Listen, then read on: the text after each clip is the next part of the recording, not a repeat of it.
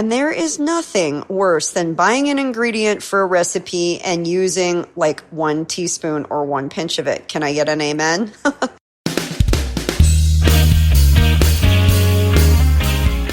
Hi, I'm Mareya, otherwise known as the Fit Foodie. I'm a chef, holistic nutritionist, author, inventor, and mom. And I want to welcome you to my podcast. It's called Recipes for Your Best Life. And with every episode, I'm peeling back the onion on fitness, nutrition, health, wellness, and family. The truth is, you're the chef of your life. And for every important pillar, there's a great recipe worth sharing. So every week, we'll explore them together. Think of it as food for thought that you can really sink your teeth into. So join me, and let's squeeze the joy out of this life, because you only get one. Can I get a fork, yeah? Well, it's month 6 of the pandemic, and never in my wildest nightmares or imagination did I think we'd still be here. And ironically, it's also Food Safety Education Month. Yes, we talk about it basically every September, but I don't think it's ever been more important to really hone in on what proper food safety means. And with that, food waste as well. Those are the 2 biggest issues in the food world. And that's why our Eat Cleaner line of products really focuses on those 2 big issues, because they're big and they're life-changing. And there is something that we can do about them. So today, I want to talk a little bit about what we can do in our own kitchens to help mitigate food waste and help enhance food safety. I've been talking about this subject for a really long time, and sometimes, if I'm being honest, I feel like I sound like a broken record. But my hope is that somebody will at least hear one tip that they'll implement, and maybe 2, and then maybe 3, and then before you know it, we'll have a whole community or society of people that are just that much more aware of their own health and the health of the planet, because it's in trouble. Climate change is real. I don't care what either side says. It is real. It's scientifically proven. And all you had to do was be in California this past weekend to know it's real. We had the highest temperature recorded in the history of the state, 121 degrees. You could fry an egg. I'm telling you, people did it all over Instagram.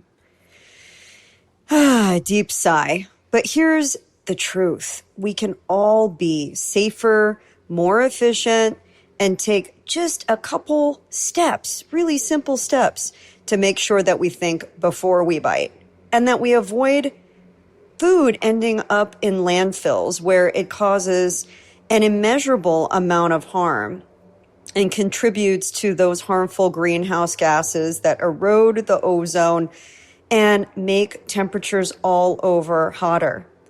And if you weren't here to witness that heat wave, maybe you visited a tropical place where the coral reefs are bleached out, or maybe you live in an area where animals are becoming extinct, or maybe you live in a climate that is just unseasonably cold. You know, global warming doesn't mean that it just gets hot. It just means that it's changing the weather patterns so extremely that it's impacting our complete civilization, our environment's delicate balance. And it is delicate. 1 degree difference can make a world of difference. So as much as I want to focus on food safety today, I also want to talk about food waste and what we can do to prevent it. So I'm going to share 8 tips with you today. Number 1 is not only to wash your hands, but to wash surfaces, your bags, and food more than ever before. Now, we've gotten real diligent about hand washing and sanitizing. But what about all the other things that you come into contact with when you're preparing food or handling food? Cleaning your cutting boards, and best of all, designating one for fresh produce and then others for raw proteins would be a great way to help enhance your food safety practices. cleaning your knives properly in between. You know, sometimes I'll see people cutting through a protein and then using that same knife to cut through raw produce. Well, you've just scarred and cut open the protein, and then you're going to cross-contaminate the produce.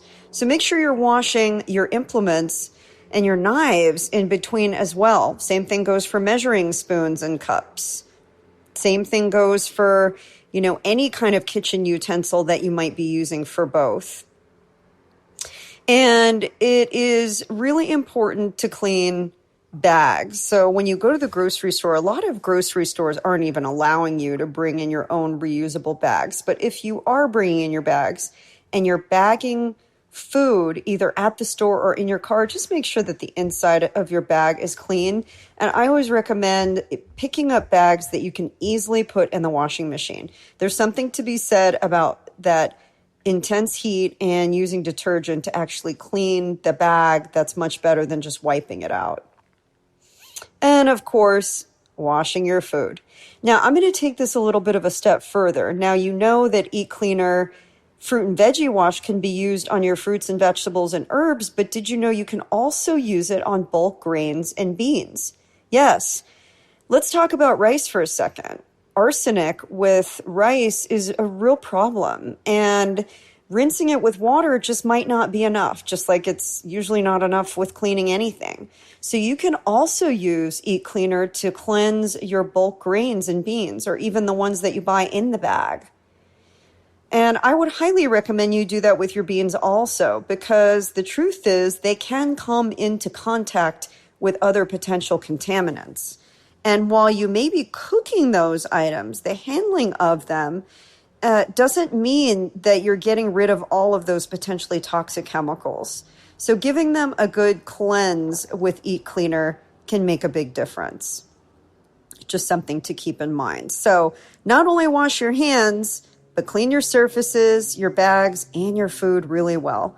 And by the way, one more thing on surfaces, everybody's touching the refrigerator more than ever. Make sure you're cleaning the handles of your refrigerator and the shelves. So I'm going to talk about that in just a little bit, but cleaning the outside of where people are grabbing stuff, handles and, you know, the trash compactor and the dishwasher and the refrigerator and the oven, the microwave, all of those handles are getting touched more than ever.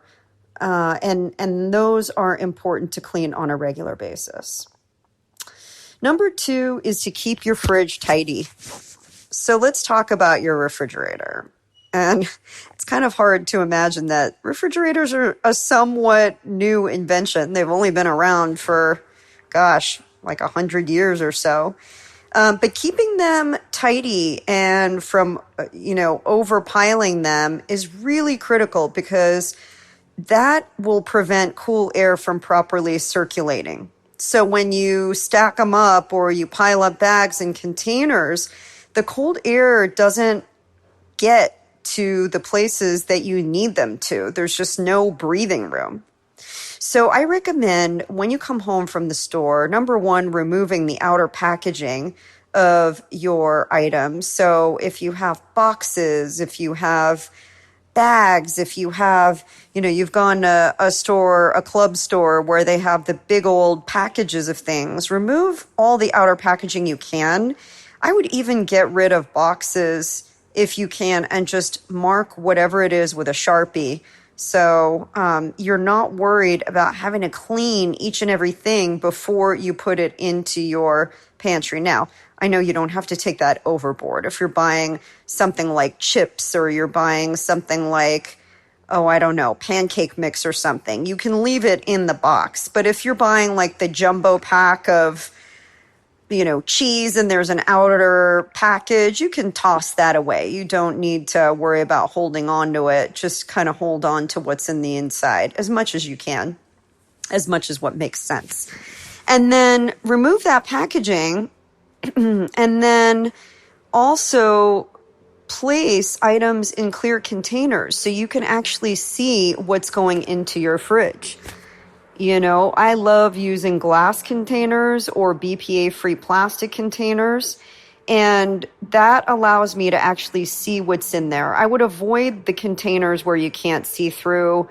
It then becomes a big guessing game and stuff gets lost in there. And then before you know it, a couple weeks have gone by and you have fuzzy coats growing on your berries. And that is no bueno because you're throwing away valuable food and you're basically flushing your money down the toilet. So clear, clear, clear so you can see through.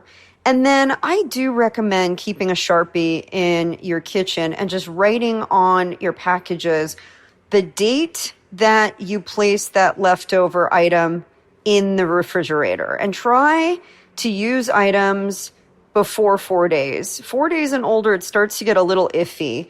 And it's just not worth the risk of foodborne illness, especially if an item is not going to be reheated.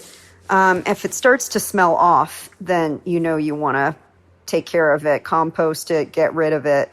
But writing the date on there can help to prevent foods from going bad before their time. And then I like to organize my refrigerator. I know that that sounds crazy, but at least knowing roughly which shelf what goes where, because then you can also direct your family. You know, I don't know about you guys, but we have a lot of teenagers in the house, and sometimes it gets confusing for them to know where's the cut produce or where's the leftovers that I can eat, or where are the items that are, you know, where are the sauces, where are the condiments.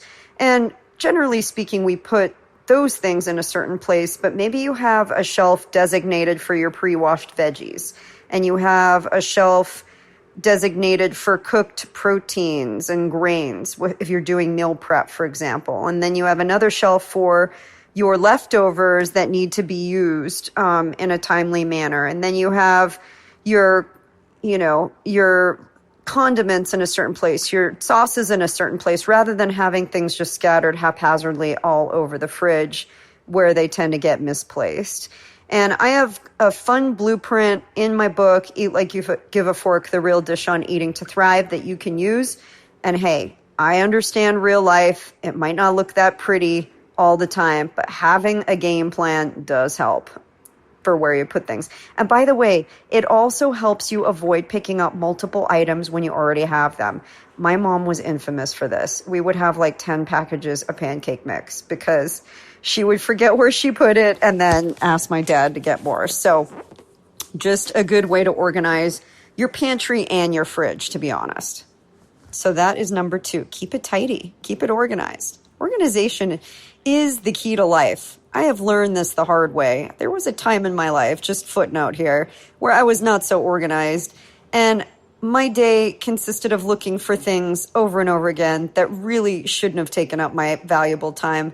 And now I'm maybe organized to a fault, but that's okay. I'd rather swing that way than the other. You can ask my husband about that, but that's facts.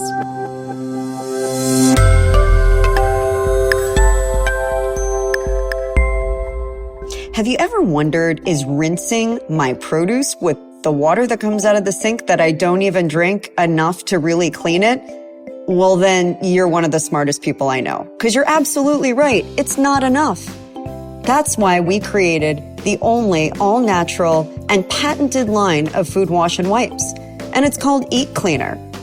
It's tasteless, odorless, and lab tested, and it removes up to 99.9% of the residue that water can't, including pesticides, wax, soil, and junk that can carry bacteria that can really make you sick. Plus, we formulated it to help extend the shelf life of your fresh produce too, and that'll save you money. When your berries are lasting up to 10-12 days, you know that's a good thing. It helps your produce last up to 5 times longer using a natural blend of fruit acids and antioxidants. So there's no chemicals. It's just clean eating fun. And this can help save your family an average of over $500 per year. Make it easy on yourself, reduce waste, and get that fruit and veggies into your body, where it's going to do you a lot of good and not in the trash. Check us out, eatcleaner.com, or head to our Amazon store at amazon.com/eatcleaner.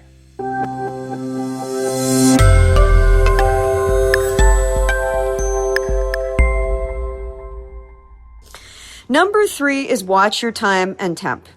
Now, knowing the time and temperature are the enemies of parachute